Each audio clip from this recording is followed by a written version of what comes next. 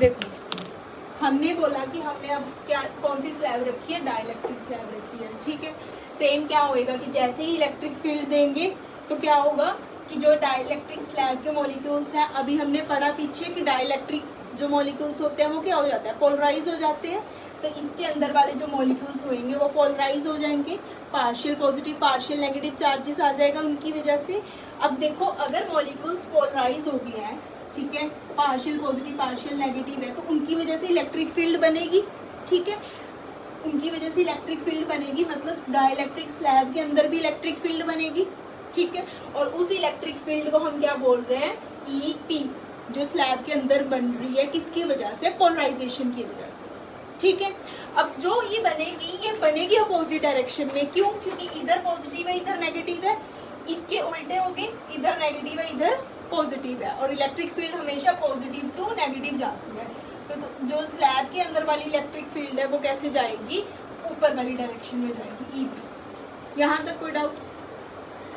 अब देखो बाहर वाला जो एरिया है डी माइनस टी वाला एरिया, वहाँ वो वाला स्टेप तो सेम है कि डी माइनस टी वाले एरिया के अंदर इलेक्ट्रिक फील्ड कौन सी वाली प्रेजेंट है, ई नॉट, ठीक है।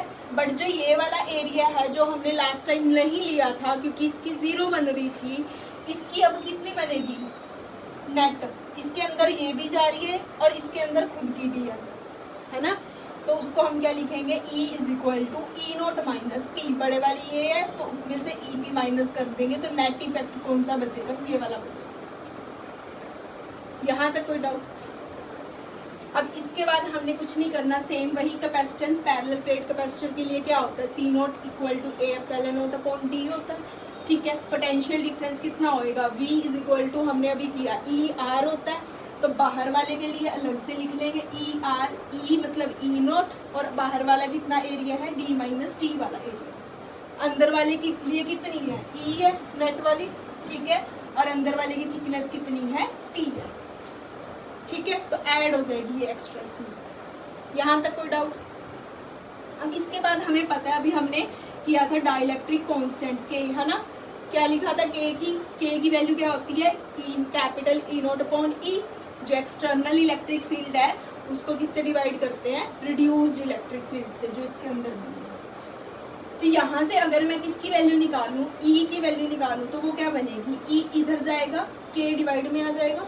तो हमने लिखा है इस ई की वैल्यू ई नॉट बाई के।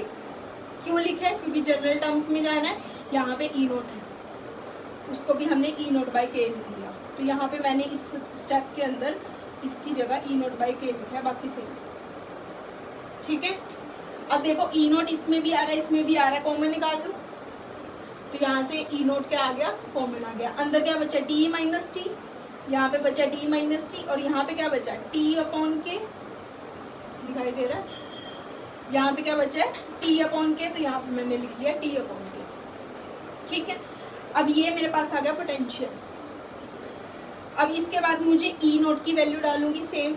ई नोट क्या होता है, between the plates electric field की वैल्यू कितनी आती है, सिग्मा अपॉन एप्सिलॉन नॉट। तो मैंने लिखा ई नोट की value sigma upon epsilon not है, और सिग्मा की वैल्यू क्या होती है, क्यू चार्ज अपॉन एरिया। तो charge upon area epsilon not किसकी वैल्यू होगी, ई नोट। ये वाली वैल्यू यहाँ सब्स्टिट्यूट कर दी, तो क्या बना, सिग्मा की जगह मैंने क्या लिख दिया, Q upon A epsilon not. अंदर वाली चीज सेम एज इट इज उठा के, पोटेंशियल आ गया। अब इसके बाद क्या निकालनी है, कैपेसिटेंस। कैपेसिटेंस का फॉर्मूला क्या होता है, C is equal to Q upon V. Q को क्यू लिखेंगे, ठीक है। अगर मैं इसको क्यू को क्यू लिखूं और ये वाला क्यू है, दोनों कैंसिल आउट हो जाएंगे, यहाँ पे स्टेप मिस हो गया। क्यू अपॉन नीचे क्या आएगा, ये वाला क्यू, ए एप्सिलॉन नॉट, और ये ए एप्सिलॉन नॉट ऊपर जाएगा, और यहाँ पे ये बनेगा D minus T plus T, है ना। अब क्यू से क्यू कैंसिल आउट हो गया, क्या बचा, ए एप्सिलॉन नॉट, नीचे D minus T plus T upon के, ये बच गया। ए एप्सिलॉन नॉट को एज इट इज लिखेंगे, डी को एज इट इज लिखेंगे। अब यहाँ पे बच्चे कंफ्यूज हो जाते हैं कि जो हमने टी है ना, वो इन दोनों में से कॉमन निकाला, सिर्फ डी को हमने एज इट इज लिख लिया, इन दोनों में से टी कॉमन निकाला तो टी बाहर आ गया, इसका आंसर 1 बचा अंदर, और इसके लिए माइनस का टी निकाला तो इसके लिए साइन चेंज हो जाएगा, 1/k बचेगा। तो ये दोनों फॉर्मूले जो हमने कंडक्टिंग डाइलेक्ट्रिक स्लैब के लिए और जो पीछे किया है कंडक्टिंग स्लैब के लिए, एक तो दोनों का लास्ट रिजल्ट याद होना चाहिए क्योंकि न्यूमेरिकल्स में आएगा, और दोनों डेरिवेशन से अच्छे से करो।